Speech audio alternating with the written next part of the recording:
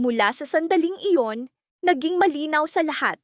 Hindi ito kwento para sa mahina ang loob, sapagkat naglalaman ito ng banayad, marahas, at emosyonal na mga eksena na kayang magpayanig ng takot at malalim na dalamhati.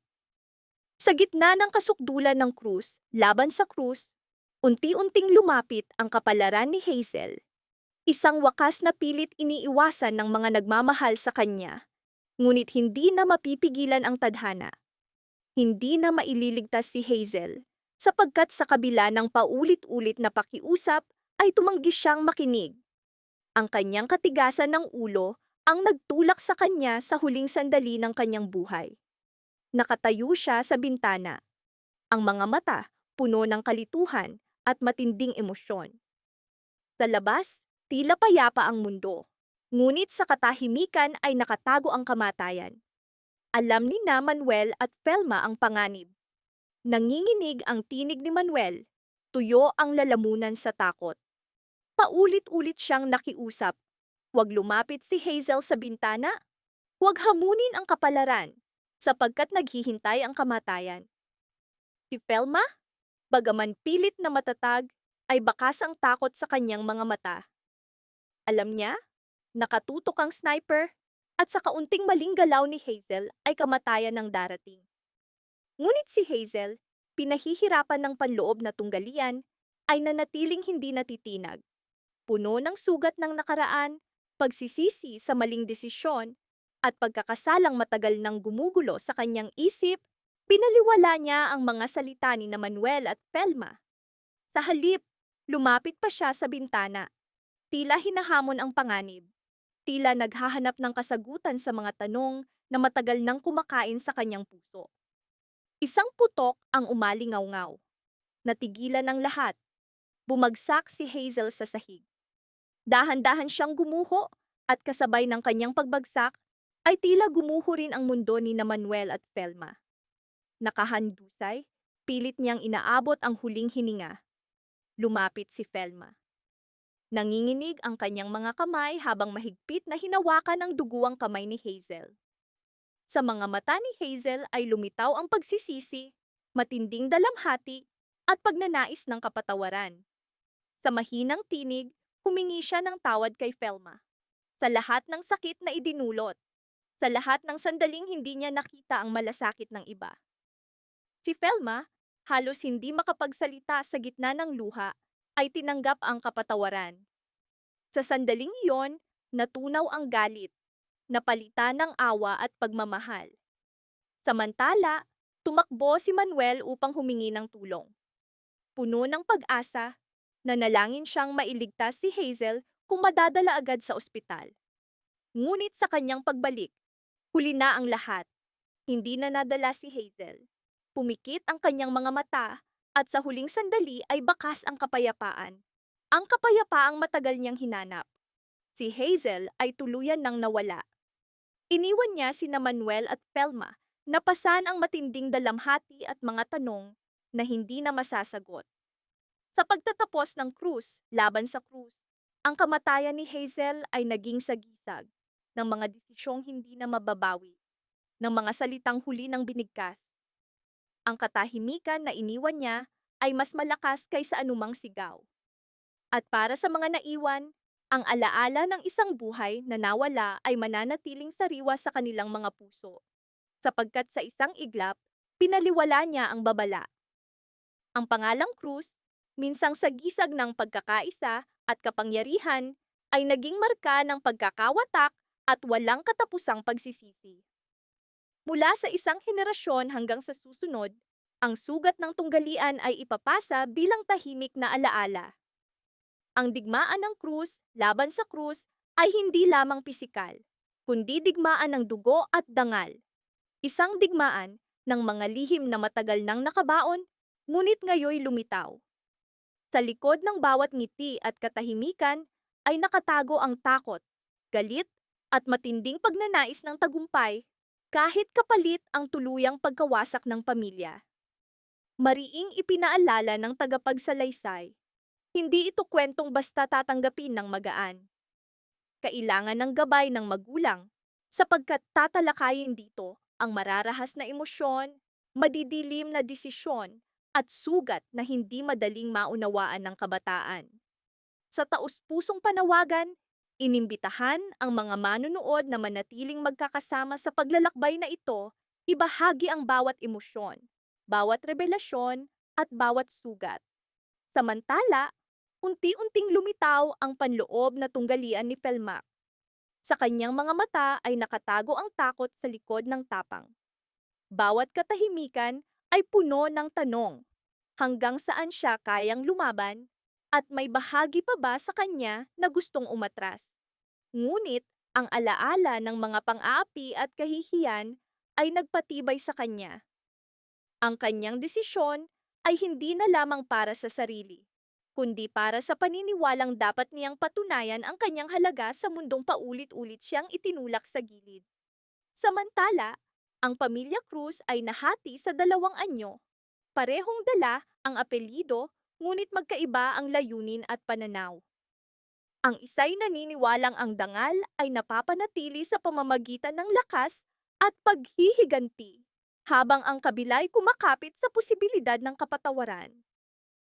Sa pagitan nila ay mga titig na puno ng kahulugan, mabibigat na katahimikan, at mga salitang hindi na kailangang bigkasin, sapagkat malinaw na ang sugat sa pagitan nila ay hindi na maitatanggi. Bawat pagtatagpo ay tila paglakad sa manipis na salamin, isang hakbang na maaaring magdala ng kagalingan o tuluyang magbasag ng lahat. Isang maling galaw lamang ay sapat na upang gumuho ang lahat. Habang papalapit ang huling araw ng labanan, lalo pang bumigat ang tensyon. Ang gabi, bago ang nakatakdang sagupaan, ay puno ng mga lihim na usapan, mga matang hindi makatulog, at mga pusong nanginginig sa pagdududa.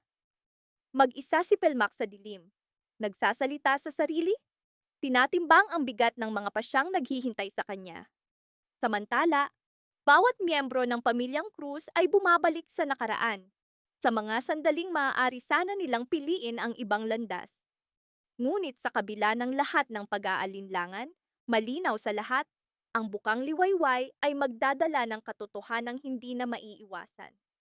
Sa huli, ang krus laban sa krus ay hindi lamang palabas para sa madla, kundi isang salamin kung paanong ang mga lihim at galit ay sumira sa mga relasyon. Bawat suntok, bawat sigaw, bawat luha ay nagdadala ng kwento ng nabasag na pangarap, naputol na pagnanasa, at bahagyang liwanag ng pag-asa na kumikislap kahit sa kadiliman. Ito ang kanilang mundo, isang hindi tiyak ngunit emosyonal na larangan kung saan si Felmac at bawat kasapi ng CRU ay kailangang harapin ang pinakamabibigat na tanong ng buhay. Hanggang saan sila handang lumaban? At ano ang kaya nilang isakripisyo upang ipagtanggol ang kanilang katotohanan? Sa gitna ng kaguluhan, walang tigil na inatake ni Hazel si Felma. Hindi na ito bigla ang galit, kundi naglalagablab na apoy na isinilang ng matinding takot at kawalan ng pag-asa. Ang ugat ng kanyang puot ay nasa mabagal niyang pagbagsak. Nang malaman niyang nahuli ang kanyang kasama, tila isang di nakikitang kadena ang pumisil sa kanyang dibdib. Ang kasama niyang iyon ang tanging sandigan, ang pinaniwalaan niyang magtatanggol sa kanya kapag gumuho ang lahat. At ngayon, wala na siya. Bawat sandali, lalong lumalim ang hinala ni Hazel. Pakiramdam niya'y nilililin lang siya ng pulisya. Marahil ito'y isang palabas, isang bitag na dinisenyo upang tuluyang durugin ang kanyang espiritu at sirain ang natitirang lakas sa kanya. Lalong naging malinaw sa isip ni Hazel ang pakiramdam ng pagtataksil at lalo nitong pinakain ang kanyang galit. Wala na siyang ibang masisisi, kaya't ibinuhos niya ang lahat ng puot kay Felma, ang babaeng nasa harap niya, duguan at bugbog, ang pinakamadaling puntirya. Bawat suntok, bawat tulak na halos magpatumba kay Felma ay nagbigay kay Hazel ng panandaliang ginhawa, na para bang sa pagpapahirap ay nababawasan ang bigat sa kanyang dibdib. Ngunit panandalian lamang iyon sapagkat muling bumalik ang takot at lalo pang bumigat ang kanyang mga hampas. Si Felma, bagaman sugatan at halos gumuho, ay hindi tuluyang sumuko. Ang kanyang katawan ay basang-basa ng dugo at puno ng pasa. Bawat galaw ay nagdadala ng matinding sakit hanggang sa kaibuturan ng kanyang mga buto.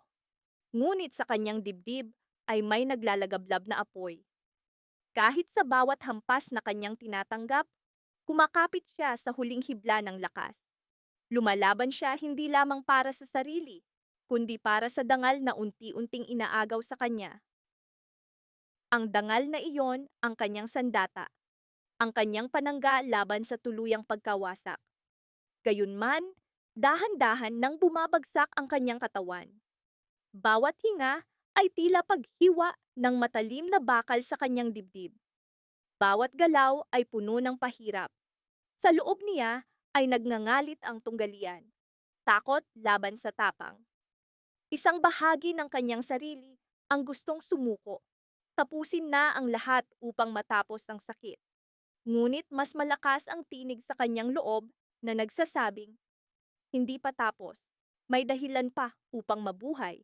Kahit sa impyernong ito, samantala, sa loob ng hotel room, nakaupo sa mabigat na katahimikan si Colin Andrick, kilala rin bilang Colin Andre, kasama sina Jeffrey at Manuel. Nakapako ang kanilang mga mata sa bawat galaw ni na Hazel at Felma. Bawat sandali ay lalong bumibigat sa kanilang konsensya. Ang kanilang katahimikan ay mas malakas kaysa anumang sigaw.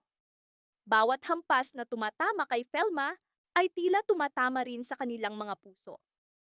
Hindi mapakali si Colin Andre. Sugatan ang kanyang kalooban sa bawat eksenang nasasaksihan.